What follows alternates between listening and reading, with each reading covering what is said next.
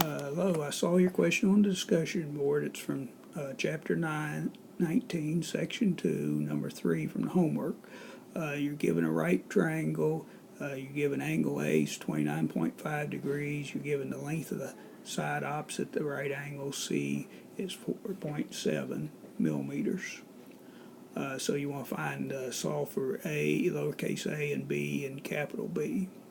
So to find the angle B, the sum of these two angles is 90 degrees, and so it would just be 90 minus 29.5, which is 60.5, which I think you did okay.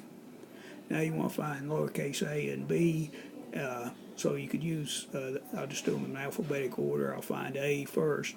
The sine of A equals opposite over hypotenuse, and so the sine of A would equal A over C. And so angle A is 29.5 degrees, and the hypotenuse is 4.7. Multiply each side by 4.7. Make sure your calculator's in degree mode, and you put it in your calculator.